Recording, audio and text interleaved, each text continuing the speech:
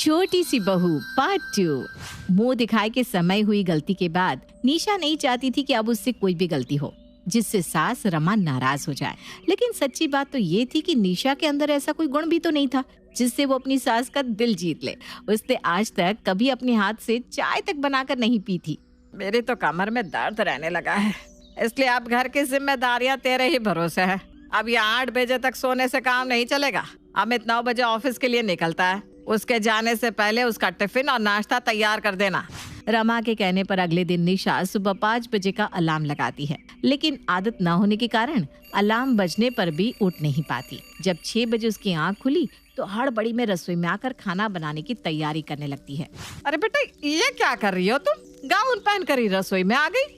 इतना भी नहीं पता कि सुबह उठकर पहले नहाया जाता है, उसके बाद ही रसोई में आना चाहिए।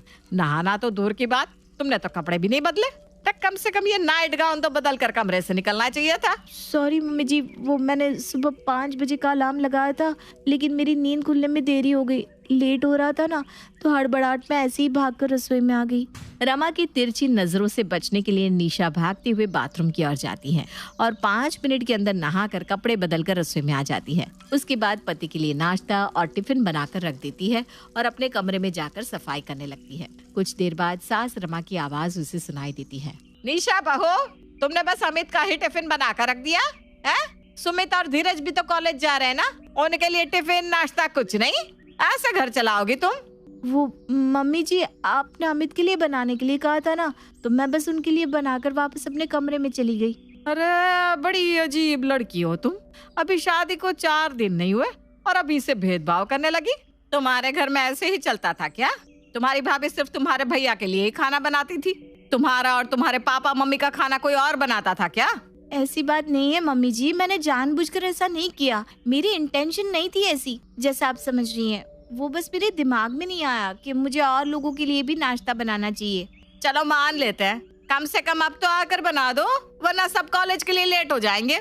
सास की बात सुनकर निशा वापस रसोई में जाती है और घर के बाकी सदस्यों के लिए भी जल्दी जल्दी नाश्ता बनाने लगती है। क्योंकि निशा ने कभी घर में काम किया नहीं था, इसलिए छोटे से छोटा काम भी उसे पहाड़ की तरह नजर आ रहा था। घर में 6 लोगों के लिए खाना नाश्ता बनाने में उसे घंटों लगते और उतने में ही निशा थक कर चूर हो जाती। पता नहीं किसने ये नियम बनाया कि रोटियों को गोल ही होना चाहिए। अब रोटी तो रोटी है, चकोर बने या गोल, जाना तो सब पेट में ही है ना। लेकिन नहीं, सबको एकदम गोल रोटी चाहिए। गोल रोटी बनाने में मेरे पसीने छूट जाते हैं। ऊपर से पता नहीं इन रोटियों को मुझसे क्या बैर है कि तवे पर जाकर ये फूलती नहीं। और फिर मम्मी जी मुझे 10 बातें सुनाती हैं।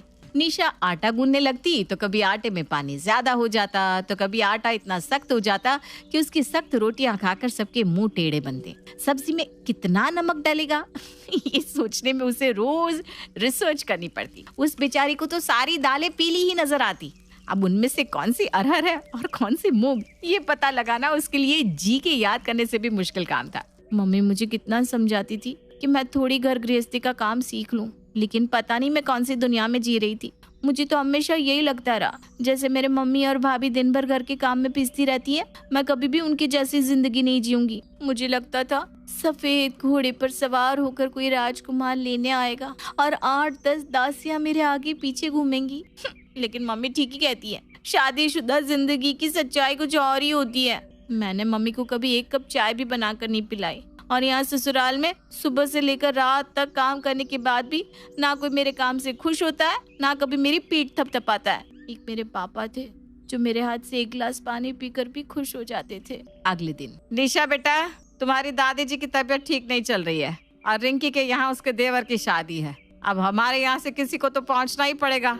तुम्हारी दादी को छोड़कर मैं तो जा नहीं पाऊंगी। तुम घर की बड़ी बहू हो और मेरे बाद ये सारी जिम्मेदारियां तुम्हारी ही है, तो तुम अमित के साथ शादी में चली जाओ। मम्मी जी मैं अकेले? अरे बेटा, अब जिम्मेदारियां तो तुम्हें उठानी ही पड़ेगी ना। कल को तुम्हारे देवरों की शादी होनी है, सब तुम्हें ही तो करना है। अच्छा ठीक है। शाम के समय निशा तैयार होकर अमित के साथ शादी में पहुंच जाती है और रमा का दिया हुआ गिफ्ट ननद रिंकी को थमा देती है। शादी में जयमाला होने के बाद वो वापस अपने ससुराल लौट आती है। अगले दिन सवेरे ही रिंकी का फोन रमा के पास आ गया था। मम्मी, आपने क्या सोचकर भाभी को यहाँ भेजा था? आपको पता है भाभी ने लौटते समय मेरे ससुराल में किसी को विदाई नहीं दी। अब यहाँ मेरी सास ननद ताने मार मार कर मेरा जीना दुश्वार कर देंगी। हे भगवान, ये क्या कर दिया निशा ने। घर में सबसे बड़ी है लेकिन एक भी लक्षण इसके ऐसे नहीं है जो इसे बड़ी कहलाए।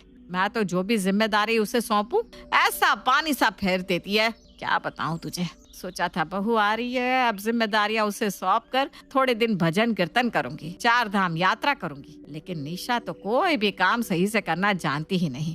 तू नाराज मत हो बेटा, निशा की तरफ से मैं बहन जी से माफी मांग लूंगी। तू अपने पास से सबको विदाई दे देना। हाँ, मैं तुझे बाद में भिजवा देती हूँ। किसी तरह रिंकी को समझा बुझाकर रमा ने फोन तो रख दिया था, लेकिन उसका पारा 7वां आसमान छू रहा था। निशा बेटा, जब बहन बेटी के घर जाते हैं तो छोटे बड़े सबको विदाई देकर आते हैं। हम मारवाड़ियों का ये प्रचलित रिवाज है। ऐसा कैसे हो सकता है कि तुम्हें इसके बारे में जानकारी ना हो? तुम बड़ी भाभी हो और ननद के ससुराल से ऐसे ही खाली हाथ लौट आई। थोड़ा तो दिमाग लगाया करो।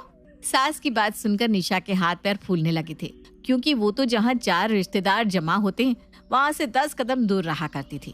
इसलिए उसे सामाजिक बातों का ज्ञान न के बराबर ही था। धीरे धीरे ये बात आई गई हो गई। एक दिन निशा दादी सास के साथ घर में अकेली थी और बाकी सभी लोग घर से बाहर गए हुए थे। दादी को नींद की दवाई देकर जैसे ही निशा हॉल में आई, मोबाइल पर सास रमा का फोन आया। निशा बेटा, छोटी वाली बुआ आ रही है। मैं तो अभी 2 दिन बाद लौटूंगी, तुम जरा ध्यान रखना। हाँ। निशा के ऊपर आज फिर एक जिम्मेदारी आ गई थी। रसोई में जाकर वो सास के कहे अनुसार हलवा बनाने लगती है, लेकिन घबराहट में उससे हलवा जल जाता है। बुआ जी की खातिरदारी करने के लिए वो पनीर की सब्जी और रोटी बनाकर उनके लिए लंच तैयार कर देती है। अरे बहू, ये हलवा इतना काला कैसे हो गया? जल गया था क्या? हाँ बुआ जी, वो थोड़ा सा नीचे लग गया था। अरे बहू, तो जला हुआ ही ले आई, दोबारा बना लेती। हाँ सॉरी बुआ जी। अच्छा, तेरी सास कहाँ गई? मैंने तो फोन करके बता दिया था कि मैं आने वाली हूँ आज। हाँ जी, वो ना अपने मायके गई हुई हैं, 1-2 दिन में आ जाएंगी। हो सकता है कुछ जरूरी काम रहा हो। नहीं, काम वाम कुछ नहीं था। मम्मी जी बोली कि यहाँ उनका मन नहीं लग रहा है तो 2-3 दिन में लौट कर आएंगी। खाना खाने के बाद बुआ जी कुछ देर आराम करती हैं, उसके बाद अपने घर के लिए लौट जाती हैं। कुछ देर बाद रमा का फोन निशा के पास आता है। अरे ऐसा क्या कह दिया तुमने दीदी से कि वो इतना ना भड़क गई? कह रही थी मैंने उनसे झूठ बोला। कहीं तुमने सब सच तो नहीं बता दिया कि मैं अपने मायके आई हूँ? हाँ मम्मी जी, मैंने बता दिया। सत्यानाश, एक काम की जिम्मेदारी तुम्हें सौंप दो, तुम तो बस काम का काम तमाम कर देती हो। मैंने जीजी से कहा था मेरे दूर के भाई की तबीयत खराब है इसलिए जा रही हूँ, और तुमने उन्हें बताया मैं घूमने गई हूँ। वो कितना नाराज हो गई पता है? बोल रही थी अब कभी नहीं आएंगी तेरे हाथ का जला हुआ हलवा खाने। सास की बातें सुनकर अब तो निशा के सब्र का पैमाना छलक जाता है। फोन रखने के बाद, मुझे नहीं बनना है घर की बड़ी बहू, मुझसे नहीं हो पा रहा है, मैं ये सब नहीं झेल सकती। मैं चाहे जितनी कोशिश कर लूं, मैं एक अच्छी बहू नहीं बन सकती। निशा बिना किसी को बताए अपना सामान पैक करती है और मायके के लिए निकल जाती है। मैंने जीवन भर आपको अपना दुश्मन समझा और यही सोचती रही कि मम्मी को मेरी खुशियों से जलन होती है, जबकि आप तो मुझे आने वाले इन तूफान से बचाने की कोशिश कर रही थी। मुझे माफ कर दो मम्मी। वो सब तो ठीक है बेटा, लेकिन ऐसे अचानक कैसे? मम्मी, मैं सब कुछ छोड़कर आ गई हूँ। मैं आपकी छोटी बेटी बनकर ही खुश हूँ, मुझे बड़ी बहू नहीं बनना है। निशा की माँ उसे समझाने की बहुत कोशिश करती है, लेकिन वो कुछ भी समझने के लिए तैयार नहीं थी। उधर जब दादी सास को पता चलता है कि निशा घर छोड़कर चली गई, तो वो अपनी बहू रमा को बुलाती है। बेटा रमा, तूने बहुत गलत किया नई बहू के साथ। इतना बड़ा घर है और तू एक ही दिन में उससे सारी जिम्मेदारियां निभाने के लिए कहने लगी। मेहमानों की आओ भगत तक तूने उसके ऊपर छोड़ दी। गलती तो असल मायने में तेरी थी। तुझे इसे समझा बुझाकर पहले घर का काम सिखाना चाहिए। बड़ी बहू है इसका मतलब ये नहीं कि तुम बिल्कुल अपनी जिम्मेदारियों से पल्ला झटक लो। वो अभी बच्ची है, थोड़ा समय दो, धीरे धीरे सब समझ जाएगी। दादी के समझाने पर रमा को अपनी गलती का एहसास होता है और वो अपनी बहू को वापस ससुराल ले आती है। अब निशा घर की काम करती तो उसे ये डर नहीं सताता था कि उससे कोई गलती हो जाएगी।